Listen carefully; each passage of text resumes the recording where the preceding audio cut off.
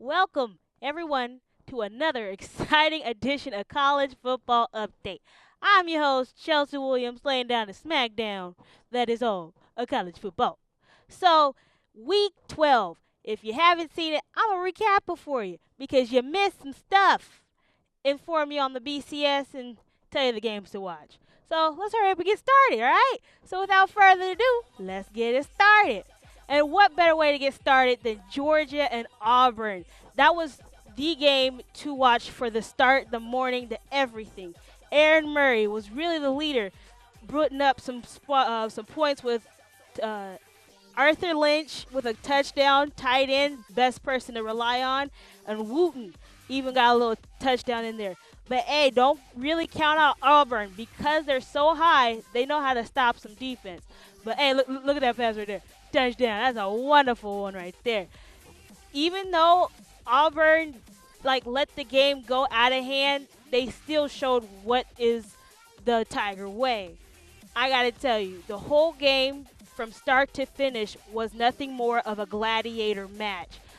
Murray throwing up 33 of 49, 415 yards, 2 touchdowns. And even in the fourth quarter, he decided to bring it up himself. Look at that. Even got injured, but he's still showing the worth of his team. And then the final play, fourth quarter, fourth down. It all comes down to this. Ball snaps right about here, man of motion. Ball snaps, everything's on the line. Guy goes in, throws the ball, Hail Mary. 2 guys. How does this happen? Was supposed to be an INT, ends up being a TD. Auburn pulls out on this one, 43-38. You couldn't ask for anything more out of this game. It was so gritty. You really thought in the back of your mind, is this a bowl game or am I getting a free good show right here? It was something to really watch, and I truly enjoyed that. What a game. I couldn't ask for anything else. I'm telling you, especially Lewis touchdown. I would really put that one as the catch of the year. You got a lot of one-handed catches throughout the whole season, but I'm telling you, that one right there, to get the whole Georgia fans quiet. Look at this. The whole Georgia fans. That's the game right there. Look at that sad guy. Oh, it's okay, big guy. All right. Next game, Florida, South Carolina. It was a good game because it wasn't really so much of an offensive game as it was defense. Even though a lot of South Carolina fans were trying to look for Clowney, it had to be nothing but a field goal match. Connor Shaw really did put on the works. 14 passes out of 28, 213 yards and a touchdown. He had some weapons right there with Anderson as tight end and Bard as number 1 wide receiver. But for Florida, they have this redshirt freshman, Skyler, putting up 100 yards in his first game. He's showing out. But in the end, critical field goal right here. Look at this. It had to all come down to field goals. Look at this wonderful play. Freshman has real precision, but defense got that power. In the end, it had to come down to another field goal, and that is the game. Final of that one, 14, South Carolina 19. Oh, look at this. Oh, he ran out of the pocket. Can he have hope? Nope. No hope today with South Carolina. The game of the hour has to be the Stanford and USC game, though. It was straight up the match that nobody seen coming, but USC knew that they wanted that win. Because Stanford thought, hey, just because we beat Oregon, we could just, ease on through USC. But once Lane Kiffin left, new image, new look, they going to show out. because Kevin Hogan, they're not trusting him for Stanford, and because of that, they're really making some bad decisions. Look at that happy face from Marquise Lee right there. Beautiful, beautiful, beautiful. The whole game around was nothing more than Stanford's way from this interception. Oh, we can't trust you, Hogan. We can't trust you. So much get yards to a second interception. Look at that depressed face. They really can't trust their quarterback right now. They had to put it all on the ground for Gaffney, and he couldn't put up that much work.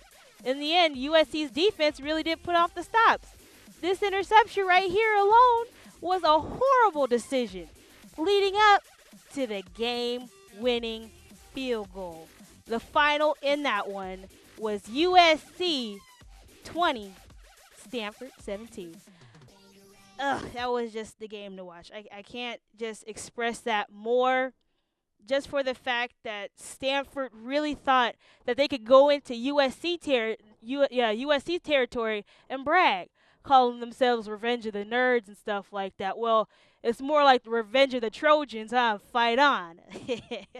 All right, now we got over with the Week 12 recap. Let's get into some BCS standings. Because all those crazy things happened, especially with Georgia, Texas even fell, even Miami, we got a bit of due to those three teams as there's a new rank in the bottom. Nobody even seen USC coming out of nowhere as ranked 23 and Auburn getting up there. So there's a lot of things happening. But for the BCS, the whole mix up with the numbers, I'm really picturing it as this. In the beginning of the season, the start of it, there was a lot of happy teams because of their perfect seasons, like Bama and Ohio State. They had it easy. Look at how easy it was. I have some ice cream. I have some ice cream. I have some ice cream. And I'm gonna eat it all. I'm gonna eat it all. That's just cold. But hey, that's how happy they were with those perfect schedules, the smooth bye. But you also had those mean teams. Well, South Carolina with their, Jadanian Clowney all big hit. Oregon thinking they could win.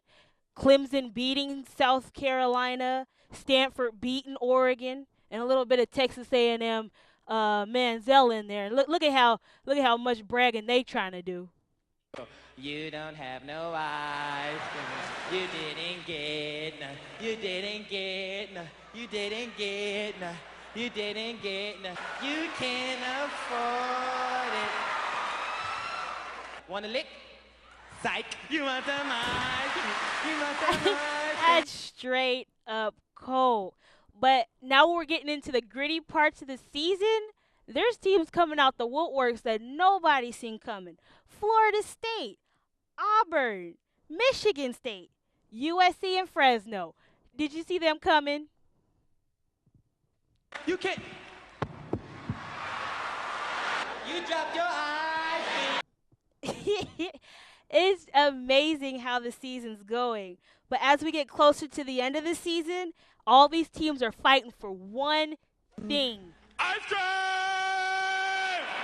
Ice cream! The ice cream man is coming! More! More! Those are some money! The ice cream man is coming! I wouldn't say ice cream, but more like a chance of a good bowl game. So that's my idea of what happened with all this mumbo jumbo of the BCS. All right, let's get started with some games to watch. Even though I have two, these two are the games to watch, though. So let's get started. Arizona State, UCLA, Pac-12. All I have to say. You know why I have to say that? Because UCLA is prepping themselves now mentally. Because they saw Trojans win their game with Stanford, they have to beat the number ranked 17 Arizona to get their minds right. It's all about the Rose Bowl chances right now for these two teams. Arizona has a tough defense with 18 sacks of the season and 10 interceptions, even a fumble here and there. But while UCLA is trying to regain themselves after those two losses with Stanford and Oregon, they're really picking themselves back up with their running game. And the quarterback is really getting his eyes slowly back on the prize. And they need it too, because this game right here is a battle of wit, grit, and all of it. So that's my idea. For my thing, I might have UCLA winning that one. Might. And the second game to watch, A&M LSU. The number 2 Heisman candidate, Manziel, goes up against the Burger King Mittenberger. I'm seeing LSU's bye week and self preparation with this game might giving them the edge on this game. They need to win it. It's that need for them. While A&M's chances all rely on not only a chance for the bowl, but for Manziel's chance for a Heisman. So that's their want for it. But in the end, who wants it more? Me? I got LSU wanting it just a little bit more. Just a little bit more. Just a little bit more. As we're nearing the end of the season, we're nearing the end. I'm getting a lot of questions here and there, and the biggest one I'm getting right now is what makes college football so great? Um, what makes it great? I don't know. I'll lay a little bit of facts for you. Did you know there's 32 teams in the NFL? I guess you did know that. But compare 32 teams to 230 in Division 1. All right? That's just Division 1. Now put Division 2 and Division 3 and the rest of the Division 1 teams and you got a total of 2,000 college football teams. That's enough college football to last me a pretty good time, huh? That's what I think. But the main reasons why I like college football, the tailgates. You can't go wrong with a good tailgate. They're family oriented. They're so big. They gotta go big, especially the Texas ones. And it's alma modern, past and present, and just so much football wrapped into it with the marching band going in and even the players walking through the line. It's a beautiful, beautiful thing. Second thing I have to put on there are the mascots.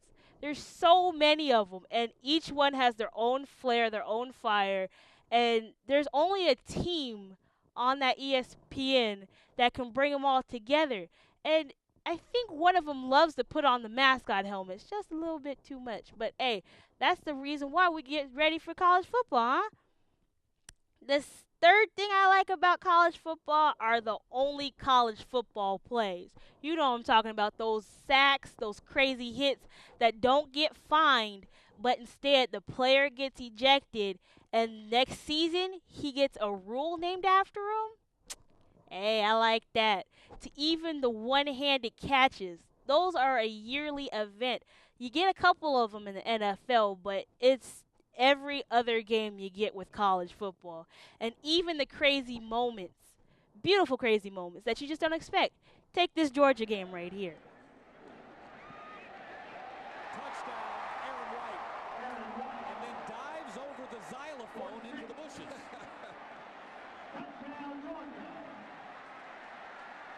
And he can't get out of the hedges. That's the second player that we've had to pull out of the hedges today. All you got to say with that one is, how about them Bulldogs?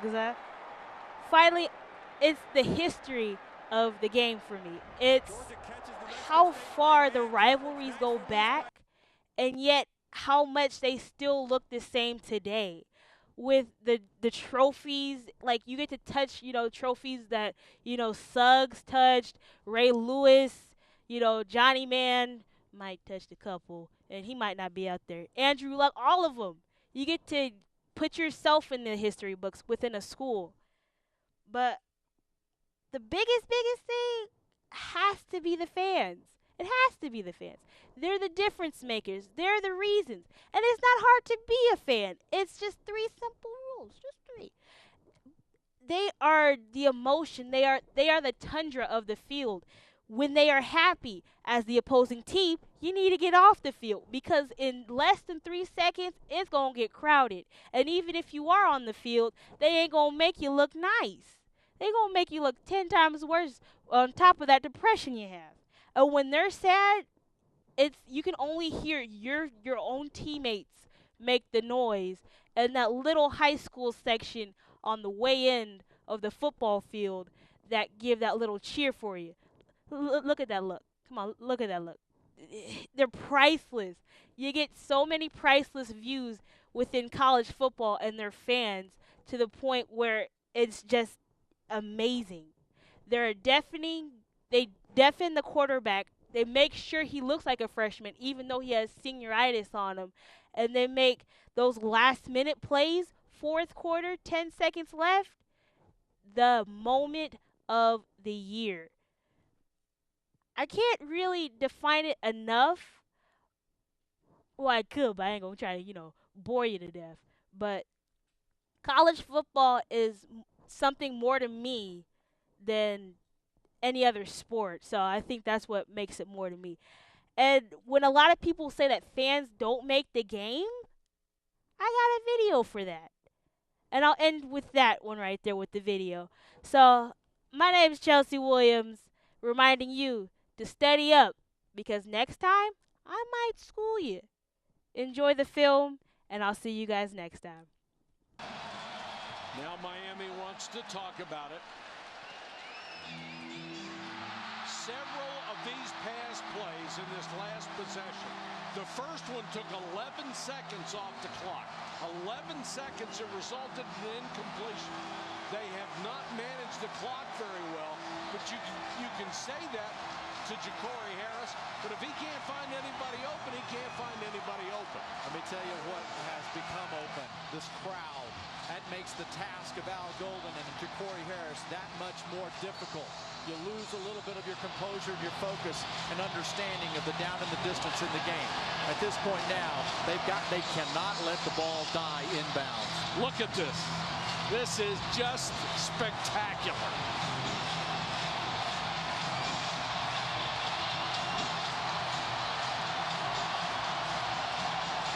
These people are losing their mind. This is beautiful.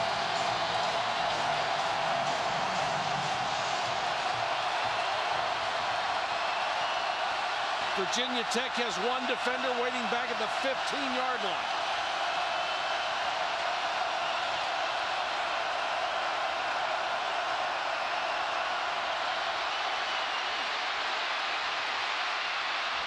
Harris throws it underneath.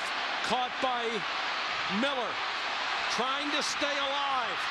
The clock is at 0 and Miller is down. It's over. Alonzo Tweedy made the tackle and Virginia Tech wins.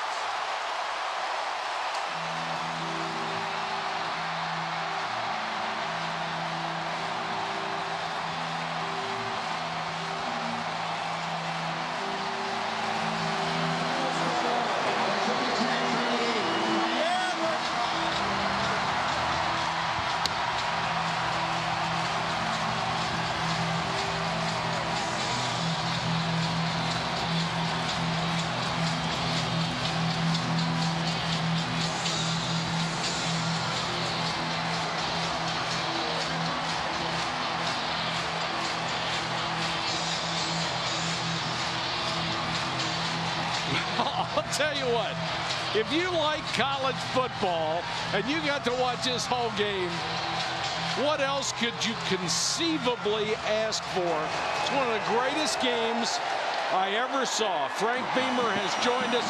Frank, just your typical Saturday afternoon at Lane Stadium.